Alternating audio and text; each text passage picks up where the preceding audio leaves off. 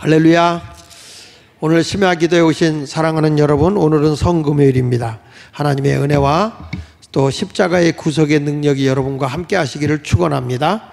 또 온라인으로 예배를 드리고 있는, 가정에서 예배 드리고 있는 모든 믿음의 식구들 위에도, 또 온 가족 위에도 하나님의 평강과 은혜가 임하는 시간이 되기를 축원합니다. 저는 오늘 영문 밖으로 나가는 삶이라고 하는 제목으로 함께 은혜를 나누도록 하겠습니다.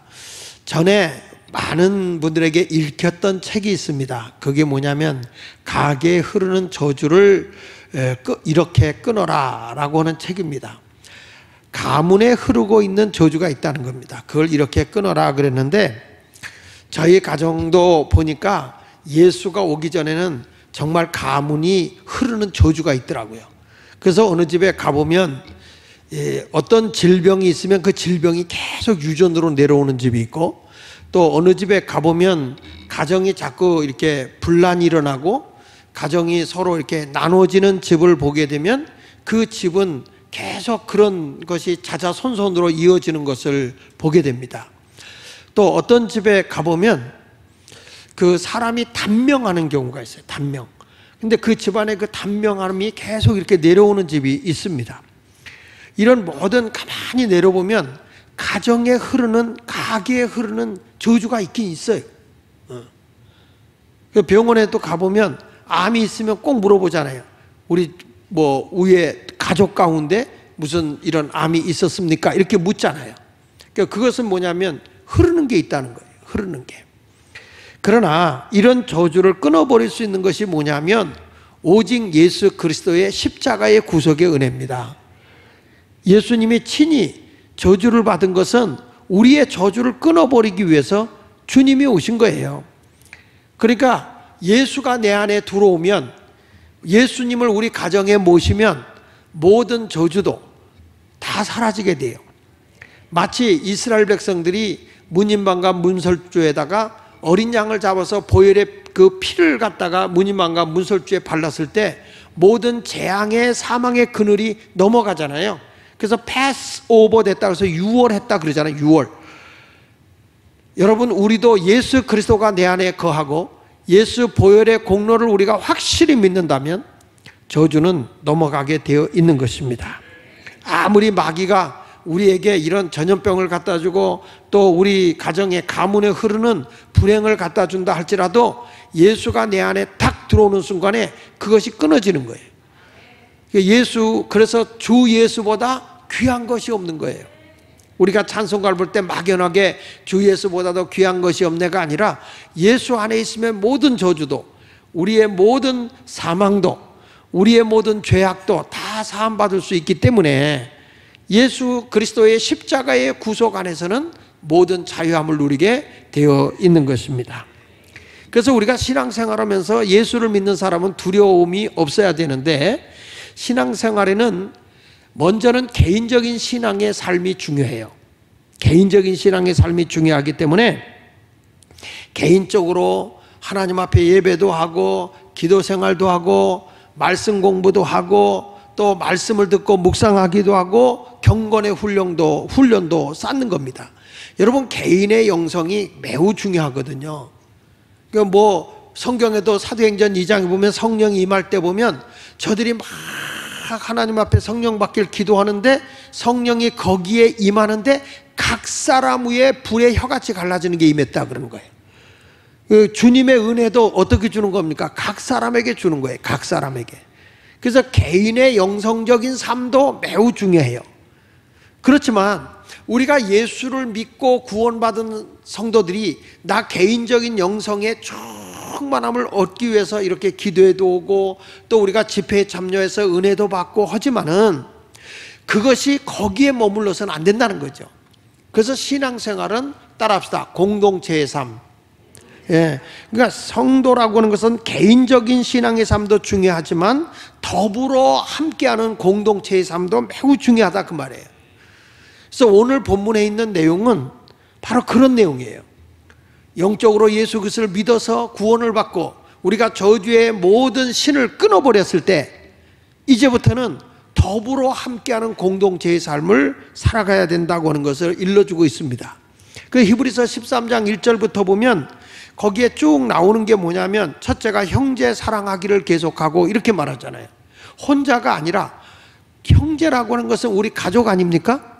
가족의 공동체에 뭐가 있어야 됩니까? 사랑이지만 우리 예수 그리스도 안에서는 믿음의 한 형제요, 믿음의 한 자매 아닙니까? 그러니까 우리가 교회 안에 와서 보면은 이게 어느 틈엔가 교회가 제도권이 되고 제도화되다 보니까 집사님, 권사님, 뭐 장로님, 뭐 이런 것이 많이 드러나지만 실질적으로는 교회가 참 좋은 언어는 가족됨이기 때문에 형제님, 자매님, 아멘님, 다시 형제님, 자매님, 이게 참 좋은 거예요. 교회 와서 장로님, 집사님, 목사님 그거보다도 형님, 큰형님, 언니, 누나 이런 영적인 가족됨, 이게 참 좋은 언어입니다. 안 써봐서 익숙하지 않죠. 근데 우리 교회 보니까 많이 그러더라고요. 가서 뭐 집사님, 권사님하고 그 목장에 가보니까 그 목장 또래들 보니까 그냥 언니 그러면서 막 이렇게 서로들 가깝게 지내더라고. 그런 모습이 사실은 진짜 교회입니다. 근데 여기서 보면 형제 사랑하기를 한 번만 하라 그러지 않았어요. 계속 하라는 겁니다. 계속. 그러니까 개인의 신앙도 중요한데 공동체의 신앙도 중요한 거예요. 그 다음에 2절에 가서는 또 이렇게 말합니다. 손님 대접하기를 잊지 말라. 이로써 부지 중에 천사들을 대접한 이들이 있었느니라 그 말이에요. 아는 사람끼리, 나 개인도 좋지만 아는 사람끼리만 노는 게 아니라 갑자기 손님이 왔어요. 손님이 왔는데 저 사람이 뭐 나에게 유익이 되지도 않을 수 있어요. 근데 이스라엘 사람, 제가 새벽에 강의도 했지만 이스라엘 사람들은 유대교 공동체라고 하는 그 공동체 속에서는 만약에 우리 집 앞에 어떤 그 가난한 사람이나 그리고 그 어떤 그 불행을 겪은 사람이 내가 저를 돌봐주지 않으면은 이건 수치인 거예요. 공동체 속에서, 우리 공동체 속에서 뭐 갑자기 어떤 사고를 당했다거나 혼자서 어려움에 빠지게 되면 그 공동체가 책임지는 것이 유대교예요. 이게 성경에서 일러주는 겁니다. 그리고 사람이 내 집 앞에 지나가는데 그분을 우리 집에 모시고 잘 접대를 해서 힘을 얻어서 가게 해야 되는데 그냥 우리가 이렇게 접대하지 않아서 뭐 이스라엘 나라 같은데, 중동 국가 같은 데는 샘을 찾아 사람이 모이기 때문에 가려면 먼 길을 뜨문뜨문 주택이 있단 말이에요. 그러니까 여기서 내가 허기지거나 목이 말라서 이 사람이 가다가 중간에 죽으면 어느 집에 지나치다가 그 집에서 그를 영접하거나 접대하지 않음으로 인해서 그 사람이 사고가 당한다면 그 집의 수치인 거예요. 그래서 항상 이 손님 대접하기를 좋아해요. 여러분, 성경에 아브라함이라는 사람이 사람 셋이 자기 집 앞에 지나갈 때 뛰쳐나가서 절을 하면서 내가 하나님께 은혜를 입은 자로 알거든 그냥 지나치지 마시고 우리 집에 오셔서 손발을 닦으시고 마음을 아주 상쾌하게 하신 후에, 마음을 유쾌하게 하신 후에, 그 말은 뭐예요? 모든 편안하게 쉬었다가 힘을 얻고 기분 좋게 떠나십시오, 그 얘기예요. 그러니까 이렇게 손님 대접하다가 누굴 만났느냐? 아브라함이 천사를 만났다 그 말이야. 그러니까 여기 보니까 손님 대접하기를 잊지 말라. 이로써 부지 중에 천사를 대접한 이들이 있었느니라. 아브라함만 그런 게 아니에요. 조카 롯도 자기 집에 손님이 왔어요. 모셔드렸죠. 근데 나중에 알고 보니까 그분이 누구예요? 천사였어요. 아브라함 집에 들렸던 그 천사였어요. 우리가 한 사람을 모시고 누군가 지나가다 모셨을 때 알고 모신 건 아니지만 부족하고 연약해도 참 그분을 극진하게 잘 대접을 했을 때 그분이 예수님일 수도 있고 천사일 수도 있는 거예요. 그걸 믿고 대접하기를 좋아하는 겁니다. 이게 우리가 나 혼자만 신앙생활 잘하는 게 아니라 공동체의 생활을 잘하는 거예요. 예수 믿는 사람이 올 때 혼자 깍쟁이같이 혼자만 꾸역꾸역 밥 먹고 60만 붕시키지 말고 대접하기를 좋아하는 자, 복 있는 자예요. 대접하기를 좋아해야 복 있는 자가 되는 거예요. 여러분, 그런 사람이 되시기를 바랍니다. 사람이요, 이렇게 막 어려운 사람들 있잖아요. 힘든 사람들 있잖아요. 그런 사람을 접대하다 보면, 대접을 하다 보면 나중에 다 그것이 복으로 오더라고. 그것이. 그걸 참 어려울 때, 힘들 때 밥 한 끼 같이 먹는 것이 얼마나 큰 복인지 모르는 거예요. 여러분, 우리가 주변에서 환난을 당하고 어려움을 만났을 때 따뜻한 밥 하나 이렇게 나눠주는 것은 소중한 것입니다. 자, 이렇게 해서 거기 보면 공동체 생활하는데 또 뭐라 하냐면, 너희도 함께 갇힌 자를 생각하고 너희 몸을 가져서 학대받은 자를 생각하라.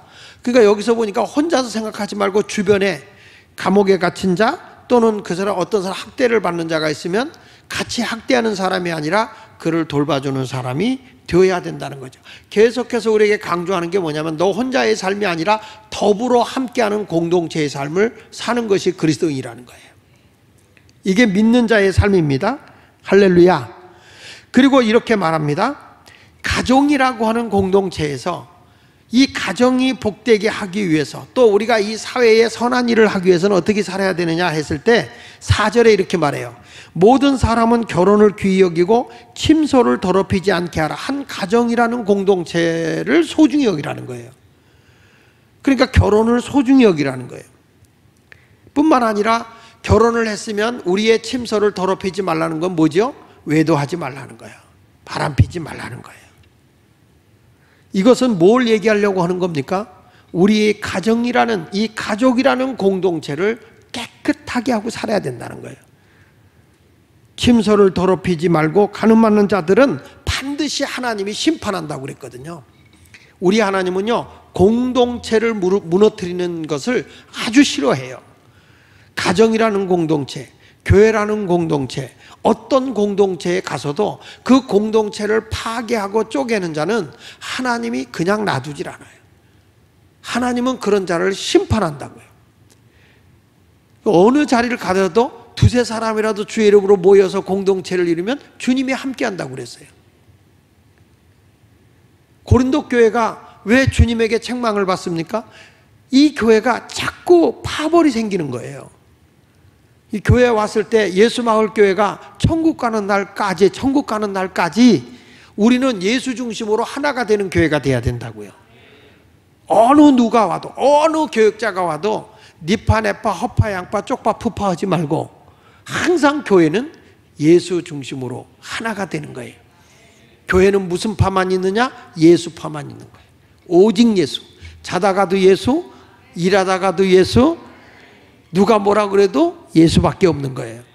누가 싫어서가 아니라 오직 예수님 때문에 우리는 다 용서가 되고, 예수님 때문에 함께 할 수 있고, 예수님 때문에 마음을 열 수도 있고, 예수님 때문에 용서도 할 수 있는 거죠.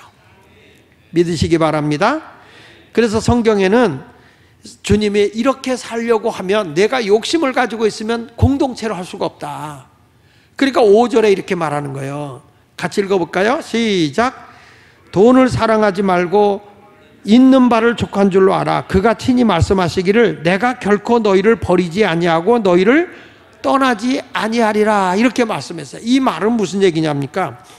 이 공동체가 잘 유지하기 위해서는 돈을 사랑하지 말고 있는 바를 족한 줄로 알아라. 이 말은 한마디로 얘기해서 자족하라는 거예요. 자족해라. 자족. 여러분, 성경 디모데전서 6장 6절에도 이렇게 말씀합니다. 그러나 자족하는 마음이 있으면 경건에 큰 이익이 되느니라. 많아서 만족하다가 아닌 거예요. 그냥 있는 상태에서 자족하고 사는 거예요. 많이 있을 때도 있고 없을 때도 있고 힘들 때도 있고 힘이 안 들 때도 있지만 그냥 날마다 자족하고 사는 거예요. 지금 코로나19로 인해서 많이 힘들잖아요. 어렵잖아요. 그래도 우리는 어떤 사람이냐? 주 안에서 자족하고 사는 거예요. 왜냐? 하나님이 우리의 모든 것을 인도하실 것을 믿기 때문입니다. 여기 성경의 7절에도 이렇게 말하잖아요. 우리가 세상에 아무것도 가지고 온 것이 없으면 또한 아무것도 가지고 가지 못하리니 우리가 먹을 것과 입을 것이 있은즉 족한 줄로 알 것이니라. 이거로 족하다는 거예요. 할렐루야. 여러분, 대한민국은 진짜 풍요로운 나라입니다. 아멘 안 하네. 가게에 가도 이렇게 다 뭐 다른 데는 사재기 오고 난리인데 대한민국은 그래도 하나님 이렇게 지켜주시잖아요. 그래서 자족이 뭐냐? 능력인 거예요. 자족이 능력인 거예요. 우리나라는 힘들다 어렵다 하면 서로 배려를 하더라고. 서로 도우려고 하더라고요. 마스크도 만들어서 나누려고 하더라고요. 성경 말씀 빌립보서 4장 11절에도 이렇게 말씀합니다. 내가 궁핍함으로 말하는 것이 아니라 어떠한 형편에도 나는 뭐 하기를 배웠다? 자족하기를 배웠노니 나는 비천에 처할 줄도 알고 풍부에 처할 줄도 알아 모든 일에 곧 배부름과 배고픔과 풍부와 궁핍에도 처할 줄을 아는 일체의 비결을 배웠다. 그러면서 내게 능력 주시 않아서 내가 모든 것을 할 수 있다라고 말하잖아요. 여기서 바울이 얘기하는 게 뭐예요? 자족이 능력이다 그 말이야. 내가 있어도 만족해하고 없어도 만족해하는 것, 그 자체가 능력이라는 거예요. 그러니까 예수 믿는 사람이 뭐가 능력이냐? 자족하는 게 능력이라는 거예요. 여러분은 스스로 만족하고 자족하며 사십니까? 아니면 계속 불만 속에 살아가십니까? 부부간에 불만하며 삽니까? 자족하고 삽니까? 대답을 안 하십니다. 마스크를 써도 말을 하십시오. 자족하는 것이 능력인 거예요. 그러니까 이웃을 돌보는 공동체적인 삶을 살려고 하면 내가 쓰고 남은 걸로는 절대 남을 도울 수가 없어요. 자족하는 삶이 있을 때 여기서 난 만족한다 하면서도 그 작은 것이라도 왕 같은 그런 제사장 아닙니까? 그러니까 모든 사람은 왕이라는 게 뭐예요? 왕이라는 게 왕 같은 제사장인데 왕이 뭐예요? 백성을 다스리는 거 아닙니까? 내가 왕이라면 모든 사람의 백성을 다스리는 거예요. 잘못된 사람들은 자기만 치부하고 살려고 하겠지만 왕이라고 제대로 된 왕이라고 하면 우리가 더군다나 왕 같은 제사장이라고 한다면 나눔의 삶을 살아가는 거죠. 백성이 골고루 잘 되게 하는 것이죠. 이것이 무슨 사건이냐? 십자가의 사건이에요. 예수님의 십자가의 사건은 예수님이 친히 이 땅에 오실 때 부유한 자로서 가난한 자로 온 것은 우리를 부유하게 하기 위함이고 예수님의 채찍에 맞은 거 우리의 질고를 담당하기 위해서라고 그랬어요.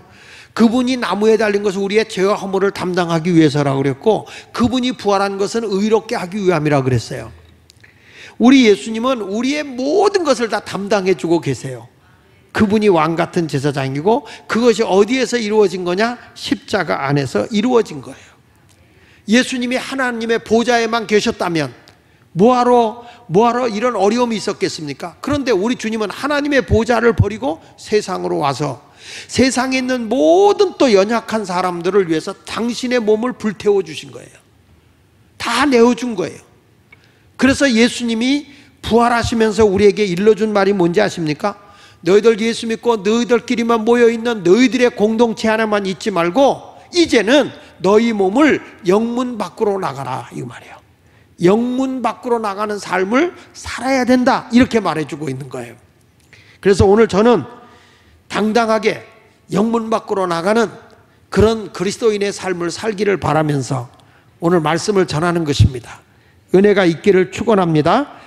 자, 여기 보니까 하나님 이제 십자가의 은혜로 구원받은 하나님의 자녀는 세상을 구원하기 위해서 우리의 육체를 불태우는 자다.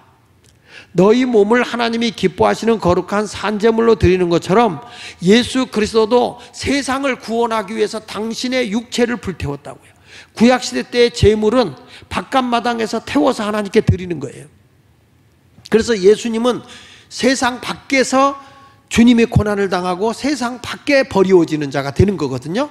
히브리서 13장 11절에 보니까 이는 죄를 위한 짐승의 피는 대제사장이 가지고 성소에 들어가고 그 제물의 육체는 영문 밖에서 예루살렘 성문 밖에서 성전 밖에서 불태워버렸다는 거예요. 여러분 이건 매우 소중한 거예요. 우리의 영혼의 구원은 예수 그리스도의 보혈의 피는 우리가 하나님의 은혜 안에서 사함을 받게 되지만 우리가 세상을 구원하기 위해서는 교회 안에만 갇혀 있는 자가 아니고 우리의 몸이 영문 밖으로 나가야 된다는 거예요. 세상으로 나가서 그리스도인의 삶을 살기 위해서는 내가 희생하고 내가 부서지고 내가 불태워져야 된다는 것이죠. 우리끼리만 이렇게 하고 있는 삶이 아니라는 거예요. 영문 밖으로 나가는 삶을 살아야 된다고 일러주고 있는 것입니다. 예수님도 이 세상에 오셔서 버려지잖아요. 하나님의 뜻을 이루기 위해서 오셨는데 환영받고 영접받는 게 아니에요. 요즘에 와서 하나님 앞에 기도하면서 느끼는 거지만, 우리가 아무리 주를 위해 산다고 해도 내가 환영받고 영광받고 높아지는 게 아니더라고요. 때로는 모함도 당하고 때로는 부끄러운 일도 당하고 수치도 당하지만, 그것이 뭐냐면 그러니까 더러우니까 하지마, 안 해, 이것이 아니라는 거예요. 우리 자신을 계속 불태워야 된다는 거예요. 뭘 위해서? 세상을 구원하기 위해서. 진정으로 예수를 믿고 십자가의 보혈의 공로로 구원을 받은, 제가 오늘 새벽에도 그런 설교를 했습니다. 십자가는 나를 슬프게 하는 것이 돼서는 안 된다. 십자가야말로 우리를 완성시키는 거다. 우리를 온전히 구원하는 것이다. 십자가에서 우리의 질고도 담당해 주신 것이고, 십자가에서 하나님과 우리를 평화를 누리게 해준 것이고, 하나님의 관계가 회복되게 한 것이잖아요. 십자가 안에서 우리는 하나님과 화목한 자가 되었단 말이에요. 그 십자가 없는 삶은 승리할 수가 없어요. 우리가 십자가 때문에 죄사함 받고 하나님의 자녀가 되는 것이고, 십자가의 구속의 은혜로 천국 가는 거예요. 그러니까 십자가를 너무 슬프게 비하해서는 안 된다는 거죠. 그래서 영화 가운데 지저스 크라이스트라고 하는 그 영화 가운데 보면 막 그냥 흉측하게 막 예수님이 채찍에 맞고 피를 뚝뚝뚝 흘릴 때, 그 영화가 사람들은 너무 잘 됐어, 너무 실감 있어 그럴지 모르지만, 사실은 그 십자가에서 우리가 깨달아야 하는 게 뭐냐면 나의 허물과 죄라고요. 예수님이 십자가의 길을 갈아가는 것은 뭡니까? 내 허물과 죄를 대신해서 죽으시는 거잖아요. 그럼 그 십자가를 보면서 내 허물과 죄를 자복하고 회개해야 되는데, 우리는 십자가가 하나의 기념품이 되어버리고 마는 거예요. 십자가는 불쌍한 것이 아니에요. 십자가는 나를 성공시킨 자리예요. 나를 하나님 나라의 백성으로 이끌어낸 자리가 십자가라고요. 그러니까 우리는 십자가를 너무 슬프게 생각하지 말라는 거예요. 예수님 한 분의 고난으로 족한 거예요. 우리는 그 십자가 때문에 이제는 구원받았으니 그 십자가의 승리의 십자가를 가지고 영문 밖으로 나가야 된다는 거예요. 세상으로 나가야 된다는 거예요. 오늘이 성금요일이에요. 성찬을 해야 되겠지만, 우리가 지금 시대가 시대인 만큼 이제 따로 기회가 되면 성찬을 하도록 하겠습니다. 그러나 여러분, 예수님이 십자가에 못 박혀 죽었을 때에 아리마대 사람 요셉이 그 예수를 모시지 않습니까? 그 살벌한 자리에서도. 우리도 지금 이렇게 막 어렵고 힘들어요. 마치 이 신천지와 교회와 함께 이걸 묶어놔가지고 믿지 않는 사람들이 교회 가면 무슨 코로나19의 오염진 줄 알아. 여러분, 교회만큼 완벽하게 이 공동체 속에서, 이 단체 속에서요, 교회만큼 완벽하게 코로나19를 방어해내는 데가 없어요. 그만큼 교회는 철저하게 지금 해주고 있잖아요. 그런데 우리는 그걸 칭찬해요. 오늘도 왔다 가셨어요. 오늘도 구청에서 왔다 갔잖아요. 와서 뭐라고 그래요? 참 철저하게 잘해주시고 있다고. 여러분, 우리는 이러한 것들을 봐야 된다고요. 우리는 예수 믿고 구원받았으니까 우리끼리만 여기 있자, 두려움이 아니에요. 십자가 위에서 완성을 하고 우리도 영문 밖으로 나가서 세상을 구원하는 아름다운 공동체를 이루어야 할 줄로 믿습니다. 히브리서 13장 12절에 한 말씀 같이 읽어봅니다. 시작. 그러므로 예수도 자기 피로서 백성을 거룩하게 하려고 성문 밖에서 고난을 받으셨느니라. 보십시오, 여러분. 지금 어떤 일이 있습니까? 구약에서 하나님의 제물도 영문 밖에서 태우듯이 예수님은 자기 피로서 백성을 거룩하게 하려고 성문 밖에서 고난을 받았단 말이에요. 예수님의 복음을 전하러 다니면서 고난을 당하고 왕따를 당했다고요. 지금 여러분 이번 코로나19 바이러스로 인해서 이 교회에 대해서 굉장히 적대감을 갖는 분들이 있어요. 왜 교회가 저렇게 예배 드리지 말라는데 예배를 드리냐고. 그 여러분 더 놀라운 건요, 춤추고 난리치는 데는 더 붙어서 난립니다. 어디가 욕을 먹어야 됩니까? 우리는 세상을 이기는 모습을 보여줘야 돼요. 우리가 정상적으로 깨끗이 거리를 유지하면서 질서를 유지하면서 세상을 활성화시켜야 할 책임이 그리스도인들에게 있는 것입니다. 교회의 생명이 뭡니까? 그리스도인의 생명이 뭡니까? 하나님을 예배하는 것입니다. 예수를 믿고 구원받았으면 로마서 12장 1절에 너희 몸을 하나님이 기뻐하시는 거룩한 산제물로 드리라는 것입니다. 그것이 하나님께 드릴 영적 예배입니다. 세상에 나가서 우리가 복음을 전하지만은 우리가 예배는 철저히 하나님 앞에 드려져야 되는 것이죠. 여기 히브리서 13장 13절에도 말하잖아요. 자, 예수님이 성문 밖에 고난을 받았다. 그런즉 우리도 뭐라고 그랬어요? 그의 치욕을 짊어지고 예수님이 부끄러움과 수치를 다 당하면서도 하늘의 비밀을 전하지 않았느냐. 그렇다면 우리도 예수님의 치욕을 우리가 짊어지고 영문 밖으로 그에게 나아가자. 우리가 예수님 때문에 욕을 먹고 우리가 하나님 앞에 영광과 예배를 드리는 것 때문에 우리가 수치를 당한다 할지라도 우린 당당하게 영문 밖으로 나가서 그리스도인은 그렇지 않습니다 라고 얘기할 수 있어야 된단 말이에요. 당당한 그리스도인이 돼야죠. 어쩌다 우리들의 신앙이 이렇게 허약해져 있는지. 여기 성경에 다시 말씀합니다. 우리도 그의 치욕을 지고 영문 밖으로. 세상을 구원하기 위해서, 하나님의 관계를 회복시키기 위해서는 우리가 세상 속에 들어가야 됩니다.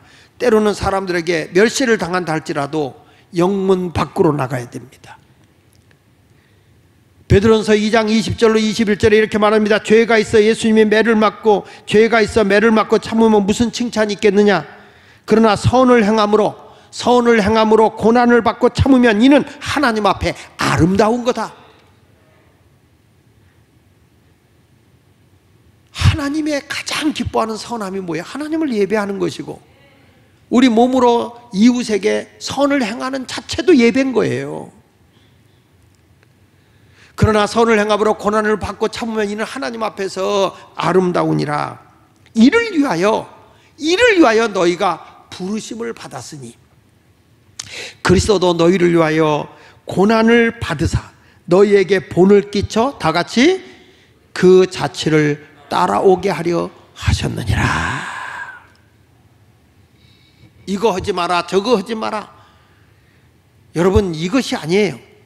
우리가 하나님이 가장 기뻐하는 일은 우리 주님을 영화롭게 하는 것이고 우리 주님을 예배하는 거예요. 그걸 이겨나가야 할 줄로 믿습니다. 그 선을 행함으로 고난받는 것이 치욕이라고 했어요. 그런데 그 치욕을 부끄러워하지 말라는 거예요. 선한 일을 위해서 치욕의 십자가의 삶을 살라는 거예요. 내가 세상에 가서 그리스도인으로서 자기의 정체성을 드러내고 부끄러운 일을 당해도 선을 위해서 치욕의 삶을 살라는 거예요. 하나님의 나라를 위해서 그렇게 살라는 거예요. 저 사람이 뭐라고 해도 우리가 선한 양심을 가지고 하나님을 기쁘게 하는 삶을 살아가야 할 줄로 믿습니다. 자, 베드로전서 3장 16절을 보겠습니다. 시작. 선한 양심을 가지라. 이는 그리스도 안에서 너희의 선행을 욕하는 자들로 그 비방하는 일에 부끄러움을 당하게 하려 함이라. 선을 행함으로 고난받는 것이 하나님의 뜻일진데 악을 행함으로 고난받는 것보다 낫다. 악해서 욕먹지 말고 선한 일을 위해서 욕을 먹는 건 그것은 하나님의 뜻이다. 선한 일은, 좋은 일은 칭찬으로만 오지 않아요. 때로는 욕을 먹어요. 뭔가 나누어 줬어요. 선교를 했어요. 베풀다가 어려워서 못해요. 욕을 먹어요. 주는 자가 받는 자보다 복이 있다는데 받던 자가 주던 자를 욕해요. 은혜 입은 자가 은혜 베푼 자를 욕해요. 이게 세상이에요. 이런 때 우리가 뭐냐? 악을 행함으로 고난받는 것보다는 선을 행함으로 고난받는 것이 하나님의 뜻이다. 성경은요, 선을 위해서 영문 밖으로 나가는 거예요. 하나님의 일을 하다가 조그만 싫은 소리 들으면 나 안 해, 나 못해, 내가 왜 그 소리 들어가면서 해, 이런 말을 한단 말이죠. 그렇다면 예수님이 십자가의 길을 왜 갔겠어요? 유대인의 왕이 되라고 했을 때 차라리 왕의 길을 걸어가지. 목사님들도 그런 분이 있거든요. 감독되세요, 감독되세요. 막 부추기면 그 목회를 해야 할 사람이 그 길로 가는 분도 있어요. 예수님에게도 유대인의 왕이 돼주세요, 유대인의 왕이 돼주세요. 아유, 얼마나 권세 있어요? 인기 짱인데. 근데 예수님이 그 길 안 가요. 어느 길을 갑니까? 선의 길을 걸어가는 거예요. 그것이 치욕의 길이지만 인류를 구원하기 위해서 그 외로운 길을 걸어가는 거예요. 이것이 그리스도인의 모습이라는 겁니다. 우리 예수마을교회 성도들이 그렇게 되시기를 축원합니다. 내가 예수님 때문에 좀 욕먹어도 괜찮아, 예수님 때문에 내가 손가락질 좀 받아도 괜찮아, 악을 행함으로 욕먹는 게 아니라 주님의 나라 선을 위해서 욕을 먹어보자, 이 말이야. 이것을 하나님이 기뻐합니다. 베드로전서 4장 13절을 읽어보겠습니다. 오히려 너희가 그리스도의 고난에 참여하는 것으로 뭐 하라고 그랬습니까? 즐거워하라는 것입니다. 내가 예수님의 뜻대로 살아가는 것 때문에 고난을 당하느냐? 즐거워하라는 것입니다. 이는 그의 영광이 나타나실 때에 너희로 즐거워하고 기뻐하게 하려 함이니라. 너희가 그리스도의 이름으로 치욕을 당하면 복 있는 자로다. 영광의 영, 곧 하나님의 영이 너희 위에 계시다. 내가 예수님 때문에 치욕을 당하면 복 있는 자다. 하나님의 영이 내 위에 계시다고 말씀하고 있는 것입니다. 여러분, 천국 백성은요, 이유 없이 멸시를 당합니다. 천국 백성, 하나님의 뜻대로 살려고 하는 사람은 이유 없이 핍박을 당하기도 하고 모함을 당하기도 하고 상상할 수 없는 괴로움이 오기도 합니다. 초대교회 성도들이 죄가 많아서 순교했나요? 죄가 많아서 감옥에 갇혔나요? 아무것도 안 하고 가만히 있었으면 감옥에 갈 일도 없고 순교당할 일도 없어요. 영문 밖으로 나가서 복음을 전하니까. 바울이 여러분 바리새인으로서 가만히 있었으면 왜 그런 핍박이 왔겠어요? 주님의 은혜를 잊고 담대한 새 사람이 되고 보니까 이방인에게 복음을 전해야 되겠는 거야. 영문 밖으로 나갈 수밖에 없는 거예요. 그러다가 풍랑도 만나고 태장도 맞고 돌에 맞아 죽을 뻔하기도 하고 전염병에 걸리기도 하고 뱀에 물리기도 하고 굶주리기도 하고 자지 못하기도 하고 추위에 떨기도 하고 상상할 수 없는 그의 고난과 아픔이 온 거예요. 왜 그래요? 영문 밖으로 가니까 그런 거예요. 야, 요즘에 내가 부흥회를 안 나가고 교회 딱 붙어서 아침부터 저녁까지 딱 사무실에 딱 지켜서 성경도 보고 연구도 하고 책도 보고 이런 거 하니까 너무 좋은 거야. 너무 좋은 거예요. 그냥 이게 부흥회 다니면 그냥 그 남이 자는 호텔 같은 데 가서 막 냄새나고 담배 냄새나고 막 그런 데 갔다가 집회하고 또 오고 막 이랬는데 아유, 교회만 있으니까 얼마나 편안하고 좋은지. 나는 여러분에게 말씀합니다. 사도 바울이라는 사람이 복음을 전한다고 하는 것이 그만큼 힘든 거였어요. 근데 오늘 예수님이 히브리 기자를 통해서 우리에게 일러준 말씀이 고난을 두려워하지 말라는 거예요. 우리는 영문 밖으로 나가는 삶을 살아야 된다. 할렐루야. 여러분 모두가 이제는 영문 밖으로 나가는 아름다운 성도가 되기 위해서 우리의 육체를 모든 영혼을 구원하기 위해서 불태우는 아름다운 성도가 되시기를 예수 이름으로 축원을 드립니다. 그 다음에 두 번째 것은 뭐냐? 하나님의 자녀는 찬송의 제사를 하나님께 드려야 된다. 늘 하나님을 찬송하는 거예요. 히브리서 13장 15절에 보니까 그러므로 우리도 예수로 말미암아 항상 찬송의 제사를 하나님께 드리자. 이는 그 이름을 증언하는 입술의 열매다.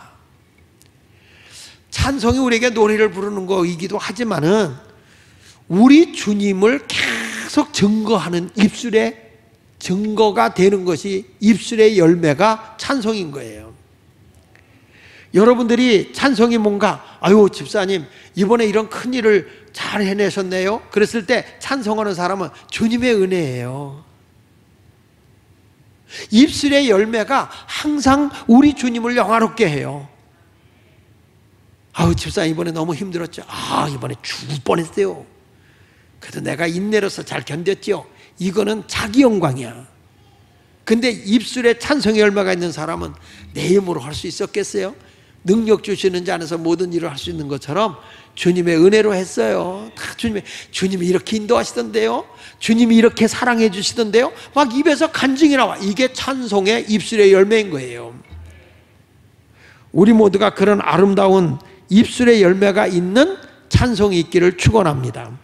여기 성경 말씀 에베소 5장 4절에 보니까 누추함과 어리석은 말이나 희롱의 말이 마땅한 게 아니다. 오히려 감사하는 말을 해라. 이게 찬송이라고요. 예수만 믿는 사람이 입에서 불평이 오는 것은 이거는 찬송이 아니에요. 입술의 열매는 감사합니다, 하나님 은혜입니다, 하나님이 도우셨습니다, 이런 아름다운 삶을 살잖아요. 다윗 보세요. 다윗 그냥 가다가도 힘들면 여호와는 나의 목자시니 내게 부족함이 없어. 이게 찬송인 거예요. 주님을 고백하고 다니는 거예요. 노래만 잘 부른다고 찬송이 아니야. 그냥 주님께 영광 돌리는 게 찬송인 것이죠. 그래서 여러분들은 찬송의 제사, 찬송의 예배를 드리는 성도가 되시기를 축원합니다. 세 번째 가서는, 시간이 없으니까 세 번째 가서는, 하나님의 자녀들은 영문 밖으로 나가는 게 뭐냐? 나눔의 제사를 드리는 거다. 입술로 찬송의 제사 드리지만 나눔도 예배야. 나눔의 제사, 나눔이 예배라는 거예요. 같이 읽어볼까요? 히브리서 13장 16절 시작. 오직 선을 행함과 서로 나누어 주기를 잊지 말라. 하나님은 이 같은 제사를 뭐 한다고요? 여기 보니까 선을 행함과 서로 나누어 주기를 잊지 말라. 선한 일을 하면서 나눔의 삶이잖아요. 이것은 하나님이 아주 기뻐하는 제사라는 거예요. 영문 밖에서 선을 행한다 뭐죠? 나눔입니다.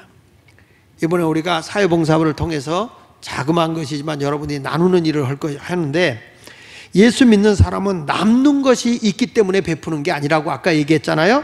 우리는 가진 것을 쪼개어 나누는 거예요. 쪼개어서 하나님께 드리는 제사이고, 쪼개어서 어려운 자와 함께 나누는 거예요. 먹을 거 다 먹고 쓸 거 다 쓰고 어떻게 남아섭니까? 우리가 하나님 앞에 시간을 드리는 것도 내 시간 다 쓰고 어떻게 드리겠습니까? 내 시간을 절제해서 하나님께 드리는 것이죠. 대부분의 성도들은 교회 안에서만 어떻게 움직이려고 그러는데 영문 밖으로 안 나가려고 한단 말이에요. 이거는 교회에 모이는 집단 이기주의가 된단 말이죠. 우리가 예배를 드리고 우리는 싹 흩어져서 세상을 책임지는 나눔의 제사를 드릴 수 있는 자가 되시길 바랍니다.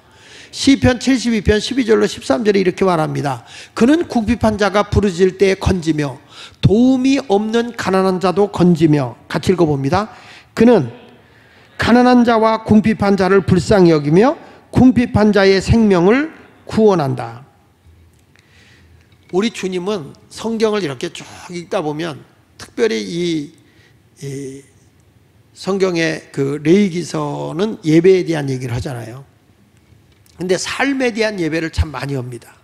특별히 우리 주님이 가난한 자와 고아와 병든 자를 돌보려고 할 때에 성경 말씀에 보면은 그 농지의 고아와 과부, 가난한 자, 나그네들을 위해서 일부를 추수하지 말고 남겨놓게 하고, 과일도 남겨놓게 하고, 항상 성경에 보면 가난하고 궁핍한 자한 배려가 꼭 있어요.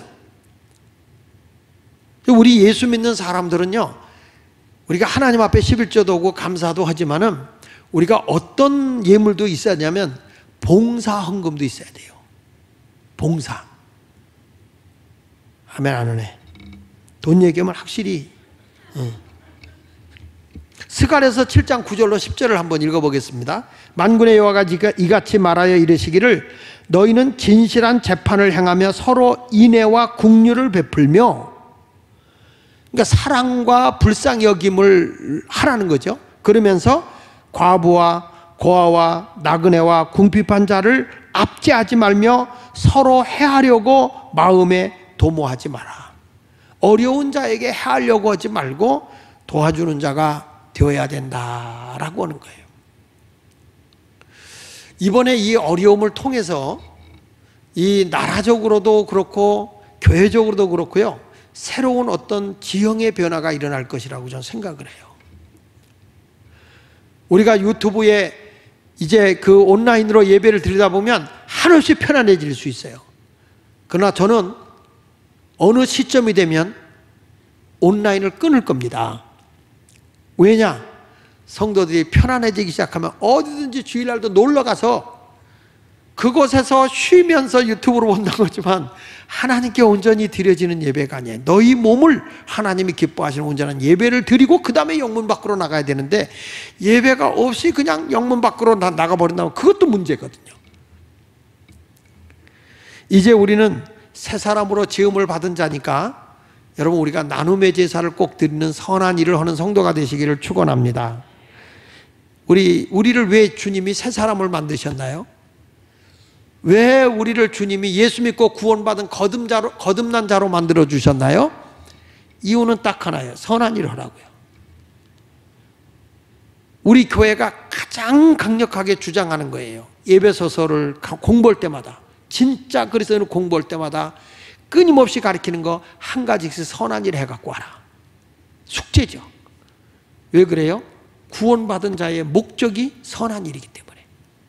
에베소 2장 10절 같이 읽어보겠습니다. 시작. 우리는 그가 만드신 바라, 예수님이 새 사람으로 만들었다 이 말이야. 고린도후서 5장 17절에 누구든지 그리스도 안에 있으면 새로운 피조물이라 이전 것은 지나가서 보라 새 것이 되었도다. 주님이 새 것으로 만들었어요. 왜 만들었느냐? 왜 나를 구원해 주시고 새 사람이 되게 했느냐? 목적 있죠. 그리스도 예수 안에서 뭐라고 그랬죠? 선한 일을 위하여 지으심을 받은 자라는 거예요. 나를 구원해 준 분명한 목적이 뭐냐? 선한 일을 위하여 분명히 주님이 나를 새 사람으로 지었다는 거예요.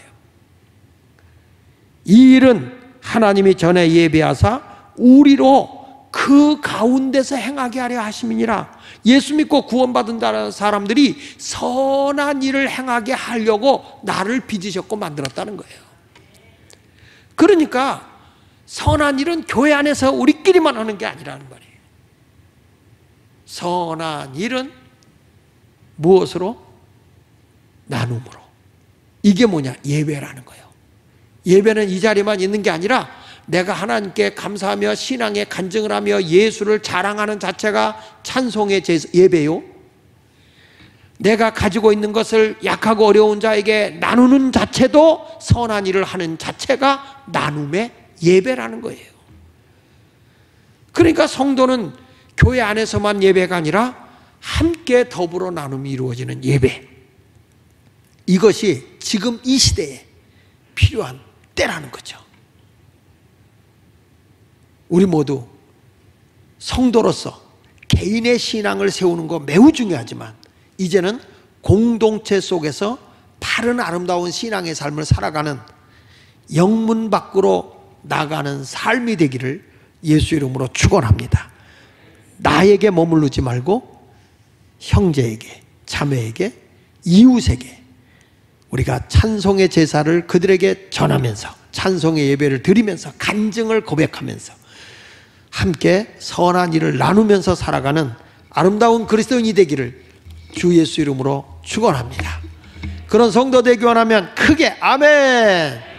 오늘 온라인으로 예배 드리는 분도 오늘 여러분들에게 이렇게 하나님의 은혜로 구원받은 자가 되었으니 이제 우리가 하나님 앞에 찬송의 예배와 아울러서 나눔의 예배도 함께 할 수 있기를 예수 이름으로 축원합니다.